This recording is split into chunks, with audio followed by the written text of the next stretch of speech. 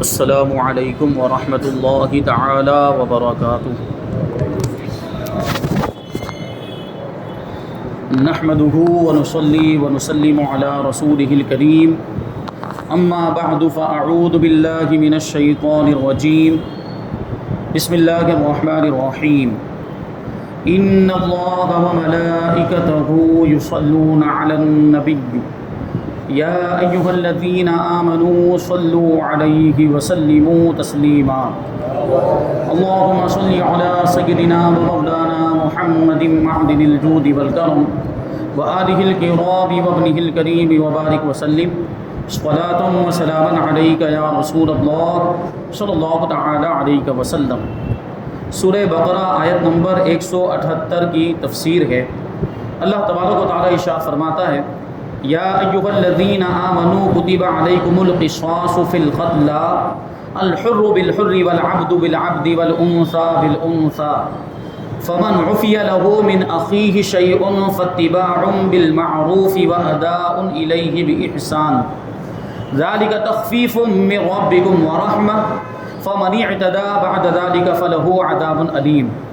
اے ایمان والو، تم پر مقتولوں کے خون کا بدلہ لینا فرض کر دیا گیا۔ مقتول مطلب جو ناحق قتل کر دیے جائیں اور بے قصور جن کو قتل کر دیا جائے، تو ان کے خون کا بدلہ لینا تم پر فرض کر دیا گیا۔ آزاد کے بدلے آزاد، اور غلام کے بدلے غلام، اور عورت کے بدلے عورت، یعنی آزاد کے بدلے آزاد کو قصاص میں قتل کیا جائے گا، غلام کے بدلے میں غلام کو قتل کیا جائے گا، اور عورت کے بدلے میں عورت کو قتل کیا جائے گا۔ تو جس کے لیے اس کے بھائی کی طرف سے کچھ معافی دے دی جائے تو اچھے طریقے سے مطالبہ ہو اور وارث کو اچھے طریقے سے ادائیگی ہو۔ یعنی اصل تو یہی ہے کہ قصاص لیا جائے گا، یعنی اگر کسی نے کسی کو ناحق قتل کر دیا تو بدلے میں قتل کرنے والے کو قتل کیا جائے گا۔ یہ اس کو قصاص کہا جاتا ہے۔ یہ ایک اسلامی سزا ہے۔ یہ اسلامی حکومت جہاں پر ہو وہاں پر اس سزا کو نافذ کیا جا سکتا ہے، لیکن جہاں جمہوری حکومت ہو، سیکولر حکومت ہو، وہاں پر یہ سزا نافذ نہیں ہو سکتی ہے۔ اس کا تعلق اسلامی حکومت سے ہے۔ تو ہمارے ملک ہندوستان میں یہ سزا نہیں دی جا سکتی۔ یہاں پہ ہندوستان کا جو قانون ہوگا، گورنمنٹ کا جو قاعدہ ہے، اس کے حساب سے ہم کو چلنا پڑے گا۔ تو فرمایا گیا کہ آزاد کے بدلے میں آزاد کو قتل کیا جائے گا، یعنی اگر کسی نے آزاد کو قتل کیا ہے تو اس کے بدلے میں آزاد کو قتل کیا جائے گا، اور غلام کے بدلے میں غلام کو، اور عورت کے بدلے میں عورت کو قتل کیا جائے گا۔ اور جس کو اس کے بھائی کی طرف سے کچھ معافی مل جائے، یعنی جو اس کے وارثین ہیں، مقتول کے جو وارثین ہیں، اس کے رشتہ دار، اگر وہ قاتل کو معاف کرنا چاہیں تو معاف بھی کر سکتے ہیں۔ اور یہ بھی ہو سکتا ہے کہ اگر کچھ مال لینا چاہیں اس کے بدلے میں، کہ کچھ مالی معاوضہ دے دو اور اس کے بدلے میں صلح ہو جائے، تو یہ بھی جائز ہے۔ تو اگر وہ معاف کرنا چاہتے ہیں تو پھر یہ مطالبہ جو ہونا چاہیے وہ بھلائی کے ساتھ ہونا چاہیے، اور اس میں سختی نہیں ہونی چاہیے، تھوڑی آسانی اور نرم انداز میں مطالبہ کرنا چاہیے۔ قصاص کا مطالبہ بھی اس انداز میں ہو، اور اگر دیت لینا چاہتا ہے یعنی مالی معاوضہ لینا چاہتا ہے تو اس کا بھی جو تقاضا ہو وہ اچھے انداز میں ہو، بھلائی کے ساتھ ہو، سختی نہ ہو۔ اور پھر وارث بھی جو یہ دیت ادا یہ قاتل بھی وارث کو جو دیت ادا کرے گا، مقتول کے وارث کو، مقتول کے قریبی رشتہ دار کو دیت وغیرہ جو کچھ بھی مالی معاوضہ دے گا، جس پر یہ صلح ہو رہی ہے، تو وہ بھی معاوضہ اچھے انداز میں دے گا، اچھے طریقے سے دے گا، یعنی اس میں ٹال مٹول نہیں کر سکتا اور اس میں کچھ کمی نہیں کر سکتا۔ جیسے مثال کے طور پر اگر زید نے خالد کو قتل کر دیا تو اب خالد کے جو وارث ہیں، اس کے جو قریبی رشتہ دار ہیں، وہ چاہتے ہیں کہ زید کو قصاص میں قتل نہ کیا جائے، اور اس کے بدلے میں وہ 2 لاکھ روپے کا مطالبہ کرتے ہیں یا 4 لاکھ روپے کا مطالبہ کرتے ہیں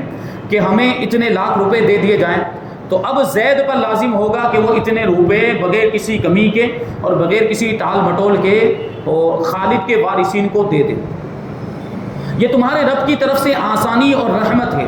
یعنی اصل حکم تو یہی ہے کہ قتل کر دیا جائے قاتل کو بدلے میں، لیکن اللہ تبارک و تعالیٰ نے یہ آسانی پیدا فرمائی کہ اگر اس کے بدلے میں اس کو معاف کر کے مالی معاوضہ لینا چاہتے ہیں تو مالی معاوضہ بھی لے سکتے ہیں، یعنی دیت بھی لے سکتے ہیں۔ جو بھی مالی معاوضہ، قتل کے بدلے میں جو مالی معاوضہ لیا جائے گا اس کو دیت کہا جاتا ہے۔ یہاں پر جو یہ فرمایا گیا کہ تم پر، اچھا اس کے بارے میں فرمایا کہ یہ تمہارے رب کی طرف سے آسانی اور رحمت ہے، تو اس کے بعد جو زیادتی کرے اس کے لیے دردناک عذاب ہے۔ یہاں پہ فرمایا گیا کہ تم پر مقتولوں کے خون کا بدلہ لینا فرض کر دیا گیا۔ یہ آیت کریمہ اوس اور خزرج کے بارے میں نازل ہوئی، جو یہودیوں کے 2 قبیلے تھے، مدینہ منورہ کے اطراف میں آباد تھے۔ ان میں سے ایک قبیلہ دوسرے سے قوت، تعداد اور مال و شرف میں زیادہ تھا، یعنی ایک قبیلے کی طاقت بھی زیادہ تھی، ان کی تعداد بھی زیادہ تھی، اور مالی اعتبار سے بھی وہ مضبوط تھے، اور شرافت اور فضیلت میں بھی وہ دوسرے قبیلے سے زیادہ تھے۔ تو اس نے قسم کھائی تھی کہ وہ اپنے غلام کے بدلے دوسرے قبیلے کے آزاد کو، اور عورت کے بدلے میں مرد کو، اور ایک کے بدلے میں 2 کو قتل کرے گا۔ یعنی جو زیادہ تعداد والا اور زیادہ قوت والا جو قبیلہ تھا، انہوں نے اپنا یہ اصول بنا لیا تھا کہ اگر سامنے والے یعنی کمزور قبیلے میں سے کوئی شخص یہ مضبوط قبیلے کے کسی شخص کو قتل کر دیتا، تو یہاں اگر غلام قتل ہوتا تو اس کے بدلے میں وہاں اس قبیلے کے آزاد کو یہ لوگ قتل کرتے، یہاں اگر عورت قتل ہوتی تو اس کے بدلے میں مرد کو قتل کرتے، اور یہاں اگر کسی ایک مرد کو قتل کیا جاتا تو بدلے میں 2 مرد کو قتل کر دیتے تھے، اور کبھی کبھی اس سے بھی آگے بات بڑھ جاتی تھی اور کئی لوگوں کو بھی قتل کر دیا جاتا تھا قصاص میں اور خون کے بدلے میں۔ زمانے جاہلیت میں لوگ اس قسم کی زیادتیوں کے اور ظلم کے عادی تھے۔ عہد اسلام میں یہ معاملہ حضور پاک صلی اللہ علیہ وسلم کی خدمت میں پیش ہوا تو یہ آیت کریمہ نازل ہوئی اور عدل و مساوات کا حکم دیا گیا، یعنی برابری کا حکم دیا گیا کہ غلام کے بدلے میں غلام کو، آزاد کے بدلے میں آزاد کو، اور عورت کے بدلے میں عورت کو قتل کیا جائے گا۔ اور اس پر وہ لوگ بھی راضی ہو گئے، قبیلہ اوس اور قبیلہ خزرج کے لوگ بھی راضی ہو گئے، پھر بعد میں وہ اسی طریقے پر عمل کرنے لگ گئے۔ قرآن کریم میں قصاص کا مسئلہ کئی آیتوں میں بیان ہوا ہے، اور اس آیت میں قصاص اور معافی دونوں مسئلے بیان کیے گئے، یعنی قصاص لینے کا بھی ذکر ہے کہ قصاص فرض کیا گیا، اور معافی کا بھی اختیار دیا گیا۔ ان دونوں اللہ تبارک و تعالیٰ نے اس آیت کریمہ میں اپنے احسان کو بیان کیا۔ اللہ تبارک و تعالیٰ کے احسان کا بیان ہے کہ اس نے اپنے بندوں کو قصاص اور معافی دونوں کے درمیان اختیار دیا، یعنی جو شخص قتل کر دیا گیا اس کے جو وارثین، اس کے جو اولیاء ہیں، قریبی رشتہ دار ہیں، ان کو اللہ تبارک و تعالیٰ نے اختیار دیا کہ بدلے میں چاہے تو قاتل کو قتل کر دیں، یعنی وہ اسلامی سزا احکام جو ہوں گے وہ نافذ ہوں گے، وہ حاکم کے پاس اس وقت جو بادشاہ ہوگا اس کے پاس یہ معاملہ لے کر جائیں گے، قاضی شرع کے پاس یہ مسئلہ حل ہوگا، پھر جو سزا دی جائے گی وہ خود قتل نہیں کر سکتے، بادشاہ کی طرف سے قتل کروایا جائے گا قصاص میں، اور وہ جس انداز میں قتل کرنا چاہے وہ اس انداز میں قتل کرائے۔ ہمارا جو مذہبی حنفی ہے اس میں یہ ہے کہ تلوار ہی سے قتل کیا جائے گا، یعنی بادشاہ اسلام جو ان کے جلاد ہوں گے یا جو بھی یہ کام پر مقرر ہوں گے وہ یہ کام کریں گے، اور جو قاتل ہے اس کو تلوار سے قتل کر دیا جائے گا بدلے میں قصاص میں۔ لیکن امام شافعی کا مذہب یہ ہے کہ وصف میں بھی برابری ضروری ہے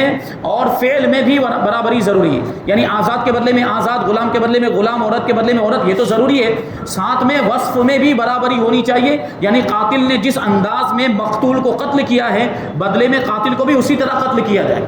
مان لیجئے کہ اگر قاتل نے تلوار سے قتل کیا تو اس کو بھی تلوار سے قتل کیا جائے گا، قاتل نے اگر اس کو پہاڑ سے گرا کر قتل کر دیا ہے تو اس کو بھی پہاڑ سے گرا کر قتل کیا جائے گا، قاتل نے مان لیجئے کہ اگر اس کو پانی کے اندر ڈبو کے قتل کر دیا تو اس کو بھی پانی میں ڈبو کے قتل کیا جائے گا۔ یہ امام شافعی کا مذہب ہے، لیکن ہمارا مذہب یہ ہے کہ صرف تلوار ہی سے قتل کیا جائے گا، دوسرے طریقے اختیار نہیں کیے جائیں گے۔ بہرحال اس میں اللہ تبارک و تعالیٰ نے اپنے احسان کو بیان کیا ہے کہ قتل بھی کیا جا سکتا ہے اور اس کو معاف بھی کیا جا سکتا ہے، قاتل کو بھی معاف کیا، کیونکہ دیکھیں یہ ورثہ کا حق ہے، یہ اس کے اولیاء کا، اس کے رشتہ داروں کا حق ہے، وہ معاف کرنا چاہیں تو معاف کر سکتے ہیں، اور کچھ مالی معاوضہ لینا چاہیں، دیت لینا چاہیں تو وہ بھی لے سکتے ہیں۔ اس آیت مبارکہ اور اس کے شان نزول سے اسلام کی نظر میں خون انسان کی حرمت کا بھی علم ہوتا ہے کہ انسان کے خون کی کتنی اہمیت ہے اسلام کی نظر میں۔ اس سے پتہ چل رہا ہے کہ ایک آدمی تو پہلے ہی قتل ہو چکا ہے، اب بدلے میں دوسرے آدمی کو یعنی قاتل کو قتل کیا جانا ہے، تو یہاں پر اللہ تبارک و تعالیٰ یہ اختیار دے رہا ہے کہ چاہیں تو قتل کریں چاہے تو معاف کر دیں، ایک جان کو بچا لیں۔ تو اس سے پتہ چلتا ہے کہ اسلام کی نظر میں جان کی کتنی اہمیت۔ بہرحال یہ جو قصاص بھی ہے یہ بھی کوئی یوں بے انصافی یا ظلم نہیں ہے، بلکہ قصاص کا جو حکم ہے یہ سراپا انصاف ہے، کیونکہ یہ سزا کے طور پر مقرر کیا گیا، اور آج بھی بہت سے ملکوں میں موت کی سزا موجود ہے کہ قاتل کو موت کی سزا دی جاتی ہے اور اسے کوئی بھی ظلم نہیں کہتا، اسے کوئی بھی بے انصافی نہیں کہتا، بلکہ اس کو انصاف کہا جاتا ہے۔ اور اس کے اندر ابھی آگے والی آیت کریمہ کے اندر آپ سنیں گے کہ اس کے اندر معاشرے کی بھلائی ہے، اور اللہ تبارک و تعالیٰ نے یہ فرمایا کہ قصاص کے اندر تمہاری زندگی ہے، جبکہ قصاص کے اندر تو انسان کو قتل کیا جا رہا ہے، قاتل کو قتل کیا جا رہا ہے، تو اس میں زندگی کیسے ہو گئی؟ اس میں زندگی اس اعتبار سے ہے کہ جب قاتل کو پتہ چل جائے گا، جو قتل کا ارادہ کرتا ہے، جب اس کو پتہ چل جائے گا کہ بدلے میں مجھے بھی قتل کیا جائے گا، قصاص کے اندر مجھے بھی قتل کر دیا جائے گا، تو وہ اس کو قتل کرنے سے بچے گا، جس کو وہ قتل کرنے کا ارادہ رکھتا ہے۔ تو اس طریقے سے اس نے 2 جانوں کو بچا لیا، یعنی جس کو قتل کرنا چاہتا تو وہ بھی تو قتل ہونے سے بچ گیا، اور اگر یہ قتل کر دیتا تو بدلے میں یہ خود بھی قتل کیا جاتا، تو اس نے اپنے آپ کو بھی بچا لیا۔ اس طرح 2 جانیں بچ گئی۔ تو قصاص کے اندر زندگی ہے۔ اللہ تبارک و تعالیٰ نے یوں ارشاد فرمایا، خلاصہ کلام یہ ہوا کہ قتل عمد یعنی جان بوجھ کر کسی کو قتل کر دینے کی صورت میں قاتل پر قصاص واجب ہے، خواہ اس نے آزاد کو قتل کیا ہو یا غلام کو، مرد کو قتل کیا ہو یا عورت کو قتل کیا ہو، کیونکہ آیت کریمہ میں قتلہ کا لفظ آیا ہے جو قتیل کی جمع ہے اور یہ سب کو شامل ہے۔ قتیل مطلب جس کو قتل کر دیا گیا ہو، اور یہ مطلق ہے، اس میں مرد بھی آ گئے، اس میں عورت بھی آ گئے، اس میں آزاد بھی آ گئے، اس میں غلام بھی آ گئے۔ تو جس کو بھی قتل کیا جائے قاتل سے قصاص لیا جائے گا۔ نیز اس آیت میں یہ بھی بتایا گیا کہ جو قتل کرے گا وہی قتل کیا جائے گا، قاتل ہی کو قتل کیا جائے گا، خواہ وہ آزاد ہو یا غلام ہو، مرد ہو یا عورت ہو، اور زمانہ جاہلیت کی طرح نہیں کیا جائے گا۔ ان میں یہ رواج تھا کہ آزادوں میں لڑائی ہوتی تو وہ ایک کے بدلے میں 2 کو قتل کرتے تھے، اور غلاموں میں لڑائی ہوتی تو بجائے غلام کے آزاد کو مار دیتے تھے، اور عورتوں میں لڑائی ہوتی تو عورت کے بدلے میں مرد کو قتل کرتے، اور محض قاتل کے قتل پر اکتفا نہ کرتے بلکہ بعض اوقات بہت بڑی تعداد میں قتل و غارت گری کا سلسلہ جاری رکھتے، یعنی پھر لمبی لمبی جنگیں ہونے لگ جاتی۔ ایک آدمی کو قتل کر دیا جاتا، اس کے بدلے میں قاتل کی قوم میں سے سینکڑوں لوگوں کو قتل کر دیا جاتا تھا۔ یہ انصاف کا تقاضا نہیں ہے، یہ عدل و مساوات کے خلاف ہے، اسلام اس کی اجازت نہیں دیتا۔ ان سب چیزوں سے یہاں پر منع فرما دیا گیا، اور آگے جو یہ فرمایا گیا کہ جس کے لیے اس کے بھائی کی طرف سے کچھ معافی دے دی جائے، اس کا معنی یہ ہے کہ جس قاتل کو مقتول کے اولیاء یعنی قریبی رشتہ دار کچھ معاف کر دیں، جیسے مال کے بدلے میں معاف کرنے کا کہیں، تو یہاں قاتل اور اولیاء مقتول دونوں کو اچھا طریقہ اختیار کرنے کا حکم دیا گیا ہے۔ مقتول کے اولیاء سے فرمایا کہ اچھے انداز میں مطالبہ کریں گے، یعنی دیت کا اور مالی معاوضے کا جو مطالبہ کریں گے وہ اچھے انداز میں، یعنی زیادتی نہیں کریں گے، سختی نہیں کریں گے، اور وہی کہہ رہے ہیں کہ شدت اور سختی نہ کریں۔ اور قاتل سے فرمایا کہ وہ خون بہا کی ادائیگی میں اچھا طریقہ اختیار کرے، یعنی یہ جان کا جو بدلہ اس کو دینا ہے، معاوضہ جو دینا ہے، اس میں بھی وہ اچھا طریقہ اختیار کرے۔ آیت میں قاتل اور مقتول کے وارث کو بھائی کہا گیا، اس سے معلوم ہوا کہ قتل اگرچہ بہت بڑا گناہ ہے مگر اس سے ایمانی بھائی چارہ ختم نہیں ہوتا، ایمانی جو اخوت ہے وہ باقی رہتی ہے۔ اس میں خارجیوں کے مذہب کی تردید ہے جو کبیرہ گناہ کے مرتکب کو کافر کہتے ہیں، یعنی خارجیوں کا مذہب یہ کہ اگر کوئی کبیرہ گناہ کر لے تو وہ کافر ہو جاتا ہے، دائرہ اسلام سے باہر ہو جاتا ہے۔ اہل سنت کا عقیدہ یہ ہے کہ گناہ کبیرہ کا مرتکب فاسق ہوتا ہے، کافر نہیں ہوتا، اور اس سے آپس کی جو اسلامی محبت اور اسلامی اخوت اور بھائی چارہ ہے وہ باقی رہتا ہے، وہ ختم نہیں ہوتا۔ اب یہاں پہ قصاص کے بارے میں 2 اہم اور ضروری مسئلے بتاتے ہیں کہ مقتول کے ولی کو یعنی سب سے زیادہ قریبی رشتہ دار کو اختیار ہے کہ وہ قاتل کو بغیر عوض کے معاف کر دے، یعنی کچھ بھی لیے بغیر، کچھ بھی مال لیے بغیر ہی معاف کر دے، یا مال پر صلح کرے کہ اتنا مال مجھے دے دو تو میں معاف کر دوں گا، اور اگر وہ اس پر راضی نہ ہو اور قصاص ہی چاہے تو پھر قصاص ہی فرض رہے گا، یعنی اب وہ کسی بھی طرح ولی جو ہے مقتول کا وہ معاف کرنے کے لیے تیار نہ ہو، مالی معاوضہ لینے کے لیے بھی تیار نہ ہو، صلح کرنے پر بھی تیار نہ ہو، اور وہ چاہے کہ قصاص ہی لیا جائے تو پھر قصاص لینا ہی فرض ہوگا۔ دوسرا مسئلہ ہے کہ اگر مال پر صلح کریں تو قصاص ساقط ہو جاتا ہے اور مال واجب ہوتا ہے۔ آگے اللہ تبارک و تعالیٰ نے ارشاد فرمایا فمن اعتدى بعد ذلك، تو جو اس کے بعد زیادتی کرے یعنی دستور جاہلیت کے مطابق غیر قاتل کو قتل کرے، جس نے قتل نہیں کیا اس کو قتل کرے، یا دیت قبول کرنے اور معاف کرنے کے بعد قتل کر دے تو اس کے لیے دردناک عذاب ہے۔ یعنی ایک بار معافی کا معاملہ طے ہو گیا اور مالی معاوضہ اور صلح کی بات چیت ہو گئی، اس کے باوجود اب جا کر غصے میں آ جائے اور قاتل کو جا کر قتل کر دے، یا کسی نے چڑھا دیا اس کو اور اس کی بات میں آ گیا، معاف کر چکا ہے پہلے اور صلح ہو چکی، اس کے باوجود جا کر وہ قاتل کو قتل کر رہا ہے، تو اس کی اجازت نہیں ہے، اور ایسے شخص کے بارے میں فرمایا گیا کہ اس کے لیے دردناک عذاب ہے۔ آگے اللہ تبارک و تعالیٰ ارشاد فرماتا ہے آیت نمبر 179 179 وَلَكُمْ فِي الْقِصَاصِ حَيَاتٌ يَا أُولِي الْأَلْبَابِ لَعَلَّكُمْ تَتَّقُونَ، اور اے عقل مندو خون کا بدلہ لینے میں تمہاری زندگی ہے، تمہارے لیے حیات ہے تاکہ تم بچو، یعنی تاکہ تم قتل کرنے سے بچو اور اللہ تبارک و تعالیٰ کی حرام کی ہوئی چیزوں سے بچو، تقوی اختیار کرو۔ اب یہاں پہ یہ بات جو فرمائی گئی کہ خون کا بدلہ لینے میں یعنی قصاص لینے میں تمہارے لیے زندگی ہے، قصاص میں قوموں اور لوگوں کی حیات بیان کی گئی ہے. جس قوم میں ظالم کی پردہ پوشی اور حمایت کی جاتی ہے، یعنی ظالم کی مدد کی جائے، قاتل کی مدد کی جائے، وہ قوم تباہ و برباد ہو جاتی ہے. اور جہاں ظالم اور مجرم کو سزا دی جائے وہاں جرائم خود بخود کم ہو جاتے ہیں، یعنی جرم کم ہو جاتے ہیں، کرائم کم ہو جاتا ہے. ایک محلے سے لے کر عالمی سطح تک کہ مجرموں میں یہی ایک فلسفہ کار فرما ہے. آپ غور کریں تو معلوم ہو جائے گا کہ جن ممالک میں جرائم پر سخت سزائیں نافذ ہیں وہاں کے جرائم کی تعداد، اور جہاں مجرموں کو سزائیں نہیں دی جاتی وہاں جرائم کی تعداد کتنی ہے. یہ ہم خود ہی اندازہ لگا سکتے ہیں کہ جہاں سخت سزائیں نہیں ہیں وہاں جرم بہت زیادہ پائے جاتے ہیں، وہاں کرائم بہت زیادہ ہے، اور کرائم کا جو پرسنٹیج ہے وہ بہت زیادہ ہے. لیکن جہاں جرموں پر سخت سزائیں مقرر کی گئی ہیں وہاں جرم کم ہے، وہاں پہ کرائم کم ہے. تو یہ سزائیں جو مقرر کی جاتی ہیں اس کا مقصد یہی ہوتا ہے کہ جرم کم ہو جائے. اور آدمی جرم کرنے سے پہلے، گناہ کرنے سے پہلے سوچے کہ اگر میں یہ جرم کروں گا تو مجھے اس سزا کا سامنا کرنا پڑے گا، تو وہ جرم سے بچے گا. اب یہاں پر جو ہے کہ یہ قصاص کے بارے میں آیت کریمہ میں جو بیان کیا گیا وہ بیان مکمل ہوا. اب اس کے بعد جو آیت کریمہ اس میں وصیت کے بارے میں بیان کرتے ہیں. اللہ تبارک و تعالیٰ ارشاد فرماتا ہے آیت نمبر 180، کتب علیکم اذا حضر احدکم الموت ان ترک خیرا الوصیۃ للوالدین والاقربین بالمعروف حقا علی المتقین. تم پر فرض کیا گیا ہے کہ تم میں سے کسی کو موت آئے تو اگر وہ کچھ مال چھوڑے تو اپنے ماں باپ اور قریب کے رشتہ داروں کے لیے اچھے طریقے سے وصیت کر جائے، یہ پرہیزگاروں پر واجب ہے. اب یہاں پر کچھ چیزیں انشاءاللہ جو ہے کہ ہم آئندہ پوری تفصیل تو آئندہ درس میں شامل کریں گے، لیکن کچھ بنیادی چیزیں آیت کریمہ کے خلاصے کے طور پر میں بیان کر دوں کہ اس آیت کریمہ میں حکم دیا جا رہا ہے کہ جب کسی کو موت آ جائے، موت آ جائے کا مطلب یہ ہے کہ موت کے اسباب ظاہر ہو جائیں، یعنی وہ آدمی مرنے کے قریب ہو جائے، تو ایسی صورت میں وہ وصیت کر کے جائے. یعنی کس کے لیے وصیت کر کے جائے؟ اپنے ماں باپ کے لیے، اپنے قریبی رشتہ داروں کے لیے وہ وصیت کر کے جائے. کیونکہ یہ پرانے زمانے کے اعتبار سے کہ جب وراثت کا حکم نہیں آیا تھا، میراث کا حکم نہیں آیا تھا، اس وقت یہ حکم تھا کہ وصیت کی جائے. اس وقت وصیت کرنا لازم تھا، ضروری تھا کہ اپنے مال کے بارے میں وصیت کر کے جائے کہ میرے ماں باپ کو اتنا اتنا مال دے دیا جائے، میرے فلاں رشتہ دار کو اتنا مال دے دیا جائے، فلاں رشتہ دار کو اتنا دے دیا جائے، میرے بیٹوں کو اتنا، میری بیٹیوں کو اتنا دے دیا جائے، بیوی ہو تو بیوی کو اتنا دے دیا جائے. وہ یہ وصیت کرنے کا حکم تھا پہلے. لیکن جب میراث کی آیت نازل ہو گئی، جب وراثت کا حکم آ گیا اور سارے رشتہ داروں کے حصے الگ الگ بیان کر دیے گئے، تو اب یہ حکم منسوخ ہو گیا. یعنی اب رشتہ داروں کے لیے اور وارثوں کے لیے وصیت کرنا جائز نہیں ہے، کیونکہ ان کو آلریڈی وراثت میں حصہ ملنے والا ہے، تو اب ان کے لیے وصیت کرنے کا کوئی مطلب نہیں ہے. اب وصیت کا جواز باقی ہے، لیکن قریبی رشتہ داروں کے لیے اور وارثوں کے لیے وصیت نہیں کی جائے گی. اب اگر کوئی وصیت کرنا چاہتا ہے تو وہ اجنبی کے لیے وصیت کرے گا، جو اس کے وارثوں میں نہیں آتا،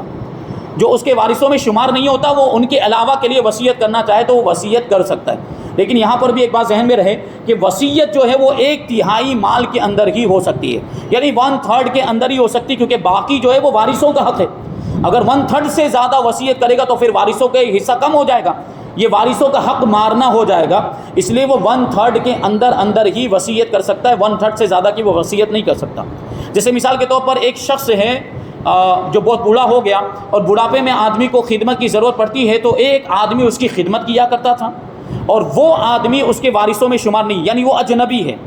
اب اس نے سوچا کہ اس نے میری اتنی زیادہ خدمت کی بڑھاپے کے اندر، تو لاؤ اس کے لیے میں وصیت کر چلا جاؤں. تو وہ اپنے مال کے 1/3 حصے کے اندر یعنی 1/3 کے اندر وہ خادم کے لیے وصیت کر سکتا ہے، اور 1/3 سے زیادہ کی وصیت نہیں کر سکتا. جیسے مثال کے طور پر اس کے پاس 12 لاکھ روپے تھے، تو 12 لاکھ روپے کا 1/3 کتنا بنے گا؟ 4 لاکھ روپے. تو 4 لاکھ کے اندر وہ جو ہے کہ وہ اس اجنبی خادم کے لیے وصیت کر سکتا ہے، اس سے زیادہ کی وصیت نہیں کر سکتا، کیونکہ اس سے زیادہ یہ وارثوں کا حق ہے. یہاں پر ایک بات ذہن میں رہے کہ وارثوں کے لیے وصیت کرنا جائز نہیں، اور 1/3 سے زیادہ کسی اجنبی یعنی وارث کے علاوہ کے لیے بھی وصیت کرنا جائز نہیں. وصیت 1/3 کے اندر ہی ہو سکتی ہے. ہاں ایک بات یہاں پر یاد رہے کہ اگر وصیت کرنا ہی چاہتا ہے، وارث کے لیے بھی وصیت کرنا چاہتا ہے، تو اب سارے وارثوں کا راضی ہونا ضروری ہے. سارے وارث، ویسے تو جائز نہیں ہے وارث کے لیے وصیت کرنا کیونکہ اس کو پہلے ہی حصہ ملنے والا ہے، لیکن اگر کرنا ہی چاہتا ہے تو سارے وارثوں کا راضی ہونا ضروری، کیونکہ وہ ان کا حق ہے. وہ سب راضی ہو جائیں تو پھر وارث کے لیے جو وصیت کر رہا ہے وہ وصیت نافذ ہو جائے گی. اور اسی طریقے سے اگر 1/3 سے زیادہ وصیت کرنا چاہتا ہے، 1/3 سے زیادہ وصیت کرنا چاہتا ہے، اگرچہ کسی اجنبی کے لیے ہی کرنا چاہتا ہو تو 1/3 سے یوں تو زیادہ وصیت کرنا جائز نہیں ہے، لیکن سارے وارث اگر اس کو نافذ کر دیتے ہوں، سارے وارث اس کی اجازت دیتے ہوں، جیسے میں نے 12 لاکھ کی مثال دی، وہ 5 لاکھ کی وصیت کرنا چاہتا ہے اور سارے وارث اس پر راضی ہیں، تو ایسی صورت میں یہ وصیت نافذ ہو جائے گی۔ یہ وصیت کے کچھ ضروری احکام انشاءاللہ آیت کریمہ کی تفسیر آگے ہم آنے والے درس میں شامل کریں گے۔ اللہ تبارک و تعالیٰ کی بارگاہ میں دعا ہے کہ جو کچھ بھی بیان ہوا اس پر ہم سب کو عمل کرنے کی توفیق عطا فرمائے اور نور قرآن سے ہم سب کے دلوں کو روشن اور منور فرمائے۔ وما علینا الا البلاغ۔